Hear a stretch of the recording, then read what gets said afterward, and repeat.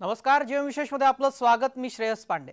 लोकसभा निवडणुकीची घोषणा होऊन 22 दिवसांचा कालावधी लोटलेला आहे।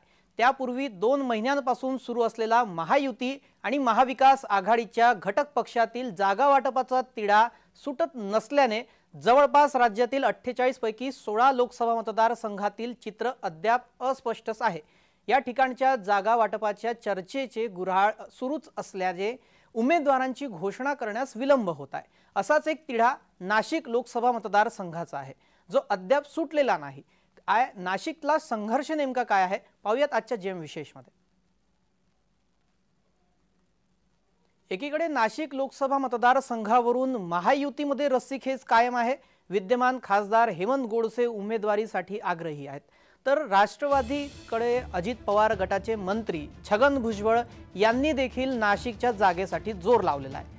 दुसरीकडे महाविकास आघाडीकडून उद्धव गटाचे म्हणजे शिवभाटाचे सिन्नरचे माजी आमदार राजाभाऊ वाजे यांना उमेदवारी घोषित करण्यात आलेली आहे आणि त्यांनी आपल्या प्रचाराला देखील सुरुवात केली आहे।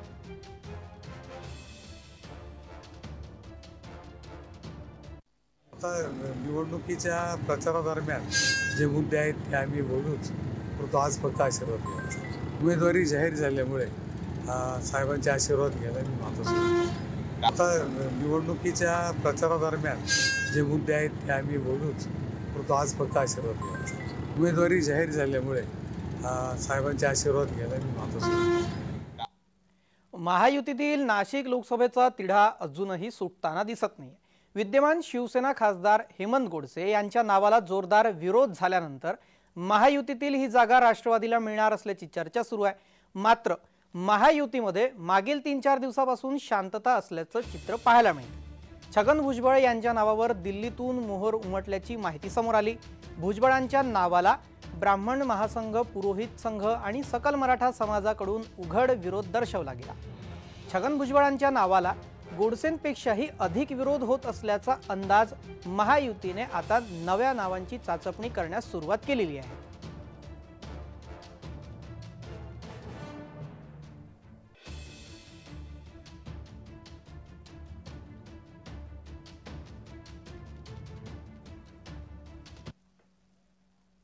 शिवसेनेला नाशिक लोकसभेची जागा मिळेल असा विश्वास नेत्यांकडून व्यक्त केला जात आहे। मात्र विद्यमान खासदार हेमंत गोडसे यांना पुन्हा तिसऱ्यांदा उमेदवारी मिळेल का यावर अजूनही ठोस भूमिका घेतली जात नसल्याचं चित्र पाहायला मिळते। त्यामुळे नाशिक लोकसभेची जागा शिवसेनेकडे राहिली तर उमेदवार कोण असेल अशा चर्चा सुरू झालेल्या आहेत। त्यातच आता शिंदेंच्या शिवसेनेचे जिल्हा प्रमुख अजय बोरस्ते यांच्या नावाची जोरदार चर्चा सुरू झाली आहे। शिवसेनेचे जिल्हा प्रमुख अजय बोरस्ते यांच्या नावाची चर्चा असली तरी अजय बोरस्ते यांनी मात्र सावध भूमिका घेतल्याचं पाहायला मिळत आहे। याबाबत अजय बोरस्ते यांनी काय प्रतिक्रिया दिली पाहूयात। नाही, खरं तर मला हे आपल्या माध्यमातूनच कळतंय की अशा पद्धतीनं माझं नाव पुढे येत आहे। खरं तर आम्ही सर्वजण, सर्व शिवसैनिक हे माननीय हेमंतप्पा गोडसे यांच्यासाठी आग्रही होतो। गेले अनेक दिवस आम्ही माननीय मुख्यमंत्र्यांना भेटलो आणि नाशिकची जागा, बेसिकली नाशिकचा लोकसभा मतदारसंघ हा शिवसेनेचा बालेकिल्ला आहे, हा तो इतिहास आहे आणि हा टिकला पाहिजे यासाठी आम्ही आग्रही आहोत आणि जागा शिवसेनेला मिळावी यासाठी आम्ही निश्चितपणे आग्रही आहे। दुसरीकडे भाजपाकडून आमदार राहुल ढिकले यांच्या देखील नावाची सुरुवातीपासूनच चर्चा आहे। मात्र राहुल ढिकले हे लोकसभेसाठी निवडणूक लढवण्यास सध्या तरी सकारात्मक नसल्याचं बोललं जात आहे। त्यामुळे शिंदेंच्या शिवसेनेची जागा कायम ठेवत उमेदवार बदलण्याच्या हालचालींना वेग आल्याचं पाहायला मिळत आहे। याबाबत भाजपाचे विद्यमान आमदार राहुल ढिकले यांची सुद्धा काय प्रतिक्रिया तेही पाहूया। माझं नाव पुढे येतं हे मला तुमच्याकडूनच कळतंय, कारण हे मलाही सरप्राइजिंग आहे। आणि भारतीय जनता पक्ष हा शिस्तबद्ध पक्ष आहे आणि पक्षाचं जे धोरण आहे ते पक्षाचं काम करणं हे महत्त्वाचं आहे। आणि ही निवडणूक जी आहे ती आदरणीय मोदीजींच्या भोवती फिरणारी आहे। त्यांचे हात बळकट करण्यासाठी महायुतीचा जो पण उमेदवार असेल त्या उमेदवाराला निवडून आणण्याचं काम आम्ही नक्कीच करू। आणि माझ्या बाबतीत झालं तर अजूनपर्यंत वरिष्ठांशी कोणाचीही माझी ह्या बाबतीत चर्चा झालेली नाही आणि मला ह्या बाबतीत आत्तापर्यंत काही माहिती पण नाही। दरम्यान शिवसेनेच्या वतीनं अजय बोरस्ते यांचं नाव चर्चेत आहे. अजय बोरस्ते आहेत कोण तेही पाहूयात ग्राफिक्सच्या माध्यमातून. भाजपाच्या विद्यार्थी संघटनेतून राजकीय प्रवासाला त्यांनी सुरुवात केली. बाळासाहेबांच्या उपस्थितीमध्ये भाजपामधून शिवसेनेमध्ये पक्षप्रवेश केला. शिवसेनेमध्ये नगरसेवक म्हणून काम केले. शिवसेनेच्या महानगर प्रमुखपदी विरोधी पक्षनेता अशा जबाबदाऱ्या पार पाडल्या. शिंदे यांच्या बंडानंतर 22 नगरसेवक घेऊन शिवसेनेमध्ये त्यांनी प्रवेश केला. शिवसेनेमध्ये जिल्हा प्रमुख पदावर देखील काम केलं.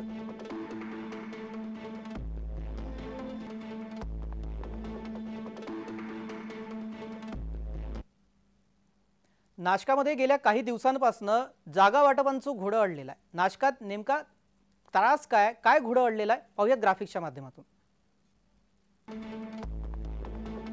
विद्यमान खासदार हेमंत गोडसेंना भाजपाचा विरोध आहे. भाजपाचे 3 आमदार आहेत, त्यामुळे भाजपाचा नाशिकच्या जागेवर दावा आहे. सातारा सोडल्यामुळे राष्ट्रवादीचा सुद्धा नाशिकवर दावा आहे. नाशकामध्ये भुजबळांच्या उमेदवारीसाठी राष्ट्रवादी आग्रही आहे. तर भुजबळांना मराठा संघटनांकडून विरोध होतोय.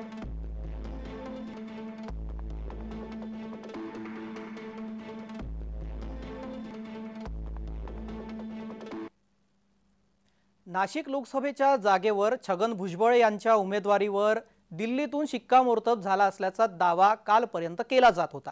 मात्र भुजबळांच्या नावाला शिवसेना भाजपाने विरोध केल्याने भुजबळांना उमेदवारी देण्याच्या अडचणीत वाढ झाली असून आता दिल्ली भाजपाकडून नाशिक लोकसभेसाठी गाव पातळीवर जाऊन नव्याने सर्वे केला जात आहे. त्यामुळे आता या नव्या सर्वेमध्ये भुजबळ गोडसे की कोणता नवा चेहरा पाहायला मिळणार हे पाहणं महत्त्वाचं ठरणार आहे.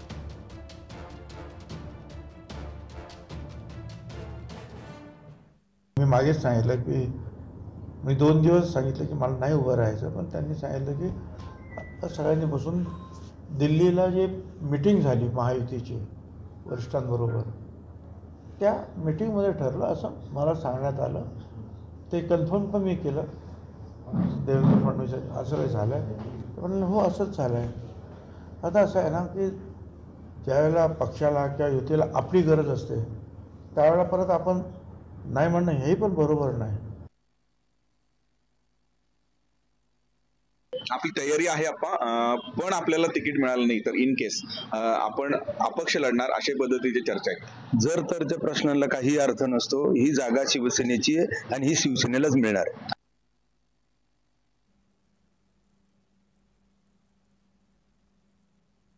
नाशिक लोकसभा मतदारसंघामध्ये महाविकास आघाडीकडून सर्वसामान्य शिवसैनिक अशी ओळख असलेल्या राजाभाऊ वाजे यांना उमेदवारी देण्यात आली आहे. त्यामुळे नाशिक लोकसभेची जागा ही महायुतीसाठी प्रतिष्ठेची बनली आहे. सोबतच विद्यमान खासदार गोडसेंना भाजपाकडून होणारा विरोध, छगन भुजबळ यांना सकल मराठा समाजाचा विरोध, त्यामुळे या दोघांच्या नावाची चर्चा मागे पडून आता अजय बोरस्ते यांना महायुतीकडून उमेदवारी मिळणार अशी चर्चा सुरू झाली आहे. त्यामुळे ना गोडसे ना भुजबळ महायुतीकडून शिवसेनेच्या जागेवर जिल्हा प्रमुख अजय बोरस्ते यांच्या नावाची चाचपणी सुरू झाली आहे. अजय बोरस्ते यांना उमेदवारी दिल्यास भाजपा देखील बोरस्ते यांच्या प्रचारात आघाडीवर असू शकते असं बोललं जात आहे. तर इतर गटातल्या राजकारणाचा बोरस्तेंना फायदाही होण्याची चिन्ह पाहायला मिळत आहेत.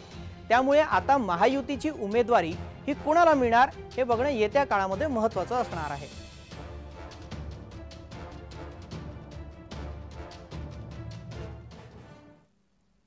जेम विशेषमध्ये वेळ झाली का विश्रांतीची, लगेच परत येतोय.